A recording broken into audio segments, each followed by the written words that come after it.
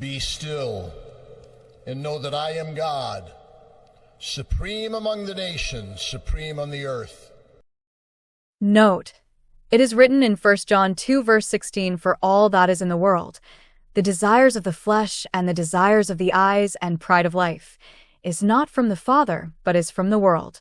Now think about Jeremiah 50, a message about Babylon. Could it happen again? Is Babylon America today? Does America do the will of God, or do they do the opposite? You will know by their fruit. Will America turn back from its evil ways and tell their nation to repent? 50. This is the word the Lord spoke through Jeremiah the prophet concerning Babylon and the land of the Babylonians. Announce and proclaim among the nations, lift up a banner and proclaim it.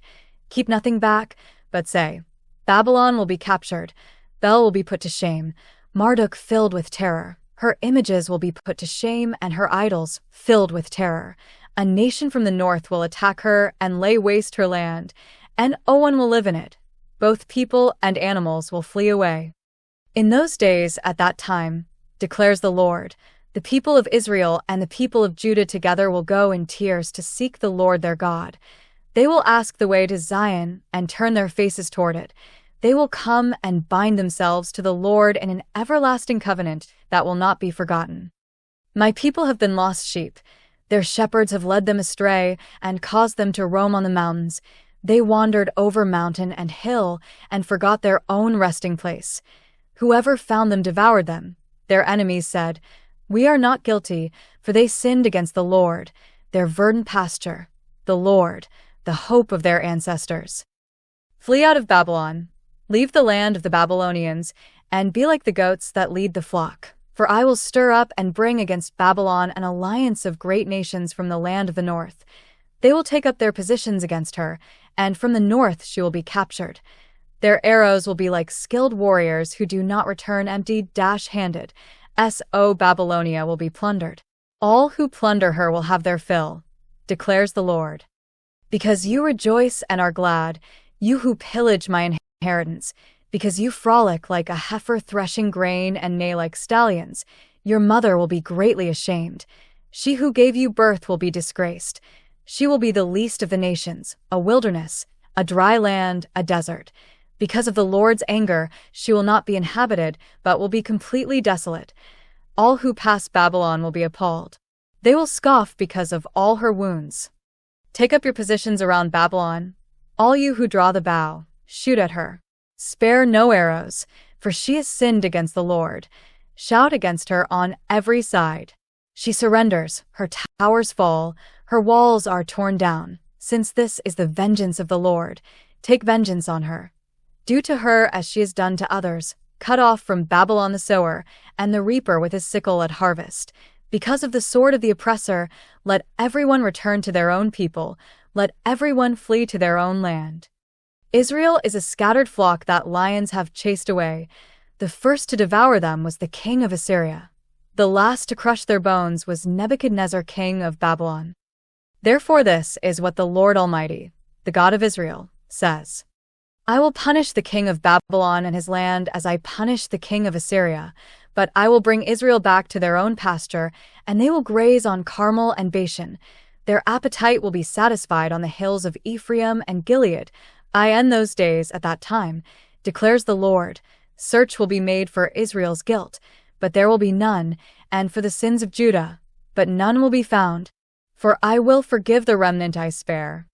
Attack the land of Merathaim and those who live in Pekod. Pursue, kill, and completely destroy them, declares the Lord. Do everything I have commanded you. The noise of battle is in the land, the noise of great destruction. How broken and shattered is the hammer of the whole earth. How desolate is Babylon among the nations. I set a trap for you, Babylon, and you were caught before you knew it. You were found and captured because you opposed the Lord. The Lord has opened his arsenal and brought out the weapons of his wrath. For the sovereign Lord Almighty has work to do in the land of the Babylonians. Come against her from afar. Break open her granaries, pile her up like heaps of grain. Completely destroy her and leave her no remnant. Kill all her young bulls. Let them go down to the slaughter. Woe to them. For their day has come. the time for them to be punished.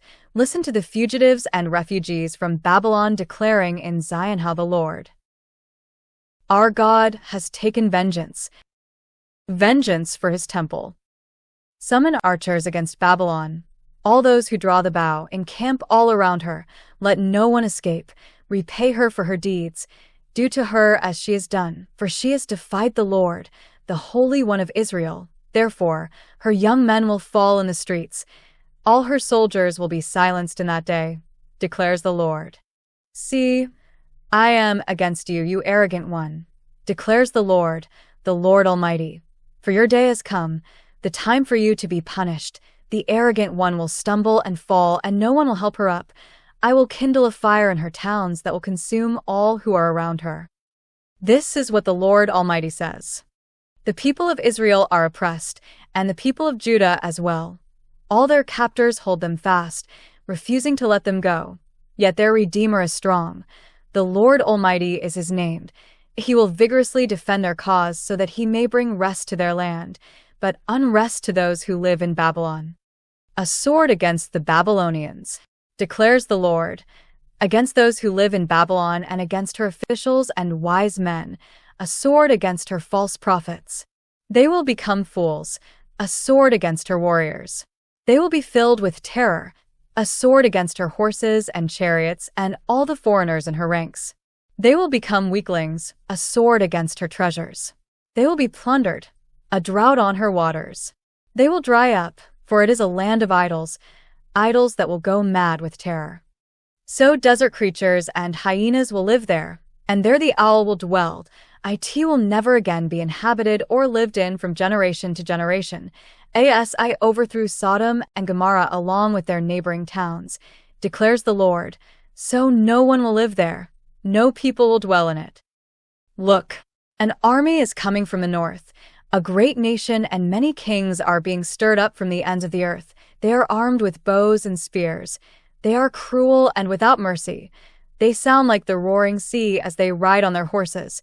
They come like men in battle formation to attack you, daughter Babylon.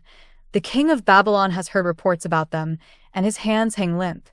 Anguish has gripped him, pain like that of a woman in labor, like a lion coming up from Jordan's thickets to a rich pastureland. I will chase Babylon from its land in an instant. Who is the chosen one I will appoint for this? Who is like me, and who can challenge me? And what shepherd can stand against me? Therefore, hear what the Lord has planned against Babylon, what he has purposed against the land of the Babylonians. The young of the flock will be dragged away. Their pasture will be appalled at their fate. The sound of Babylon's capture the earth will tremble. Its cry will resound among the nations. Note, America, pride of life. How long will the Lord put up with this? The phrase pride of life is found only once in the Bible, in 1 John 2 verse 16, but the concept of the pride of life, especially as it is linked with the lust of the eyes and the lust of the flesh, appears in two more significant passages of Scripture, the temptation of Eve in the garden and the temptation of Christ in the wilderness, Matthew 4 verses 8 to 10. The pride of life can be defined as anything that is of the world, meaning anything that leads to arrogance, ostentation, offers the illusion of godlike qualities, wherein we boast in arrogance and worldly wisdom. Eve wanted to be like God in her knowledge, not content to live in a perfect world under his perfect grace and care for her. Satan tried these same three temptations on Christ during his 40 days in the wilderness, Matthew 4 verses 1 to 11. He tempted Jesus with the lust of the flesh, bread for his hunger, the lust of the eyes, all the kingdoms of the world with their splendor, and the pride of life, daring him to cast himself from the roof of the temple in order to prove that he was the Messiah by an ostentatious display of power that was not in the will of God or his plan for the redemption of mankind.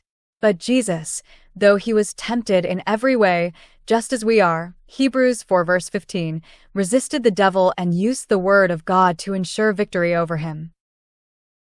Christians have always been, and will always be, lured by the same three temptations Eve and Jesus experienced. Satan doesn't change his methods. He doesn't have to because they continue to be successful.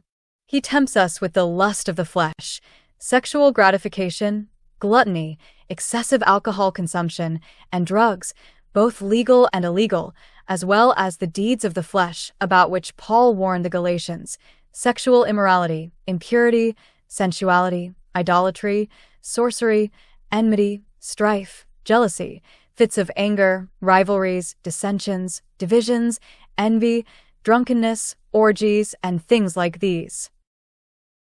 Galatians 5 verses 19 to 21. He tempts us with the lust of the eyes, the endless accumulation of stuff with which we fill our homes and garages, and the insatiable desire for more, better, and newer possessions, which ensnares us and hardens our hearts to the things of God. But perhaps his most evil temptation is the pride of life, the very sin that resulted in Satan's expulsion from heaven. He desired to be God, not to be a servant of God. Isaiah 14 verses 12 to 15.